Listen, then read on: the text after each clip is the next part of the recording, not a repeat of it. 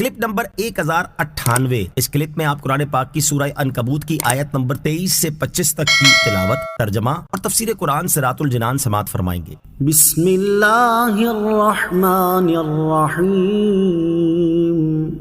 ترجمہ: اللہ کے نام سے شروع جو نہایت مہربان رحمت والا ہے۔ والذین کفروا بآیات اللہ ولقائہ اولئک یئسوا من رحمتی واولئک لهم عذاب علیم۔ ترجمہ: اور وہ جنہوں نے اللہ کی آیتوں کا اور اس سے ملنے کا انکار کیا، وہ وہی لوگ ہیں جو میری رحمت سے مایوس ہیں اور ان کے لیے دردناک عذاب ہے۔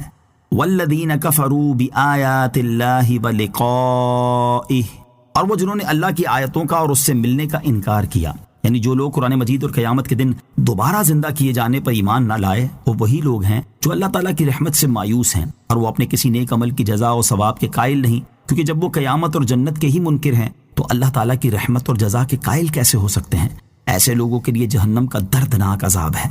فما كان جواب قومه إلا أن قالوا اقتلوه أو حرقوه فأنجاه الله من النار إن في ذلك لآيات لقوم يؤمنون۔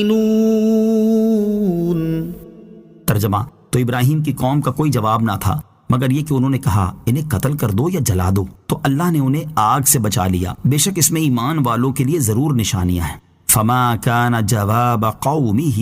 الا ان قالوا، تو ابراہیم کی قوم کا کوئی جواب نہ تھا مگر یہ کہ انہوں نے کہا۔ جب حضرت ابراہیم علیہ السلام نے اپنی قوم کو ایمان کی دعوت دی، اللہ تعالیٰ کی وحدانیت پر دلائل قائم کی اور نصیحتیں فرمائیں، تو اس کے جواب میں ان لوگوں نے کہا انہیں قتل کر دو یا جلا دو۔ یہ انہوں نے آپس میں ایک دوسرے سے کہا یا سرداروں نے اپنی پیروی کرنے والوں سے کہا۔ بہرحال کچھ کہنے والے تھے اور کچھ اس پر راضی ہونے والے، اس لیے وہ سب کہنے والوں کے حکم میں ہیں۔ ان سب نے حضرت ابراہیم علیہ السلام کو جلانے پر اتفاق کر لیا، اور جب انہوں نے حضرت ابراہیم علیہ السلام کو آگ میں ڈالا تو اللہ تعالیٰ نے اس آگ کو ٹھنڈا کر کے اور حضرت ابراہیم علیہ السلام کے لیے سلامتی والی بنا کر انہیں بچا لیا۔ بے شک جو اللہ تعالیٰ نے کیا اس میں ایمان والوں کے لیے اللہ تعالیٰ کی وحدانیت اور قدرت پر دلالت کرنے والی ضرور عجیب عجیب نشانیاں ہیں، جیسے آگ کا اس کثرت کے باوجود اثر نہ کرنا اور سرد ہو جانا اور اس جگہ گلشن پیدا ہو جانا، اور یہ سب پل بھر سے بھی کم وقفے میں ہونا وغیرہ۔ وقال انما اتخذتم من دون الله اوثانا مودة بينكم في الحياة الدنيا ثم يوم القيامة يكفر بعضكم ببعض ويلعن بعضكم بعضا وَمَأْوَاكُمُ النَّارُ وَمَا لَكُم مِّن نَاصِرِينَ۔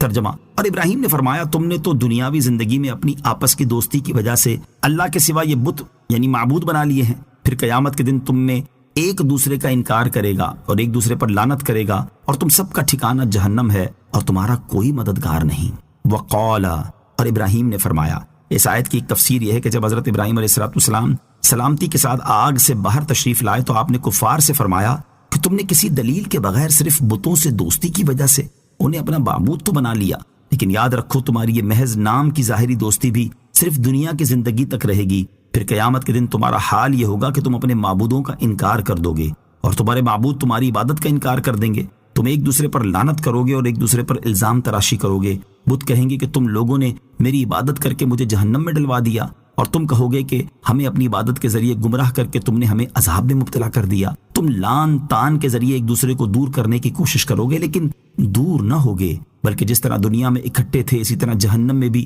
اکٹھے کر دیے جاؤ گے، اور جہنم کی آگ تمہاری آگ کی طرح نہیں جس سے اللہ تعالیٰ نے مجھے نجات دی اور میری مدد فرمائی، بلکہ تم جہنم کی آگ میں ہی رہو گے اور اس میں تمہارا کوئی مددگار نہ ہوگا۔ دوسری تفسیر یہ ہے کہ جب حضرت ابراہیم علیہ السلام سلامتی کے ساتھ آگ سے باہر تشریف لائے تو آپ نے کفار سے فرمایا میں نے تمہارے سامنے تمہارے مذہب کا باطل ہونا بیان کیا اور تم سے اس کا کوئی جواب بھی نہ بن پڑا، پھر بھی تمہارا بتوں کی پوجا پر قائم رہنا صرف اندھی تقلید ہے، کیونکہ تم آپس میں ایک دوسرے سے دوستی اور محبت رکھتے ہو، اس لیے تم میں سے کوئی نہیں چاہتا کہ وہ سیرت اور طریقے میں اپنے دوست سے جدا ہو، یا تمہاری اور تمہارے آباء و اجداد کے مابین دوستی ہے، تم ان کے وارث ہوئے، تم نے ان کے عقیدے کو اختیار کر لیا اور ان کی جہالت و گمراہی کو مضبوطی سے تھام لیا، لیکن یاد رکھو کہ تمہاری یہ دوستی اس فانی دنیا تک ہی محدود رہے گی۔ پھر قیامت کے دن تمہارا حال یہ ہوگا کہ سردار اپنے پیروکاروں سے کہیں گے کہ ہم تمہیں نہیں پہچانتے، اور پیروکار اپنے سرداروں پر لعنت کرنے لگیں گے، اور تم سب کا ٹھکانہ جہنم ہوگا، اور تمہارا کوئی مددگار نہ ہوگا کہ وہ تمہیں جہنم سے نکال دے، جس طرح مجھے تمہاری بھڑکائی ہوئی آگ سے نکالا۔